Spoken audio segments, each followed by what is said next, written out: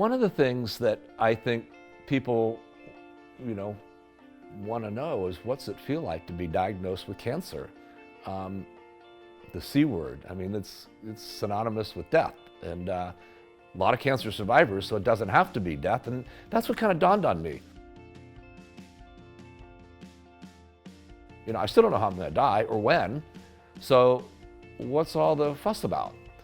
And then I reflected a little further and I thought, well, I think it has changed things. It's changed things for my wife, Susan, as I think it does for every spouse, and also for my daughters. I mean, they have to confront the fact that I may not be there.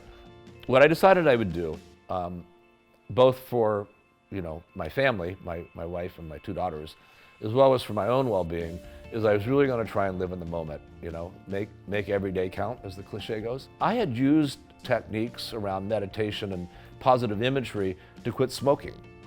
And that was only a few years earlier. I knew, because I had the evidence that it worked, that I could make this work with the chemo. So I began to keep a journal of how I felt, and I began to develop a whole meditation. My meditation occurred every morning, and it took me 5, maybe 10 minutes.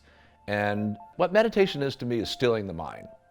The reason you meditate is to have a still mind so that you can program your subconscious to have the thoughts and emotions and images that you want to be dominant in your thinking. A simple analogy, it's like, let's say you're trying to get in shape, you want to lose some weight, and you're going to run to do that. Well, your first run, you're carrying extra weight, so you don't run that far because you got the extra weight. And after you do a few of those runs, all of a sudden you've lost a little weight, so now you can run a little bit further because you've lost weight, you're in better shape, and that causes you to be able to lose even more weight, which causes you to be able to run even further, and it's a cycle, it builds on itself.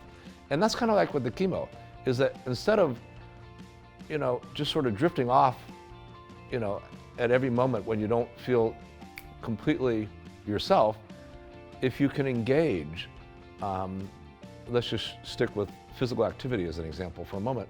Engage in a walk. For me, when I walk, when I exercise, it builds energy. I can come home at the end of the day at 4 or 5 and go, wow, I'm really pooped, maybe we should lay down. And if I do, I'll usually wake up a little bit more refreshed. If I go for a walk when I come back, I'm tremendously more refreshed. It's more effective. And the next morning I meditate again. And I reflect now, I have this evidence that, hey, this is really working. And so it builds. But what my experience was is that I found that I was able to engage throughout the entire chemo experience. We traveled or had something significant during the off week of every session. When I say the off week, the first week of your chemo is when you're kind of going through most of the symptoms. The second week is your recovery week. And so during that second week, we went somewhere almost every time. I can't explain everything that goes on in the mind, but I can tell you it works. If you program your mind to be really focused with the emotions and the thoughts and the feelings that you want, you'll get there.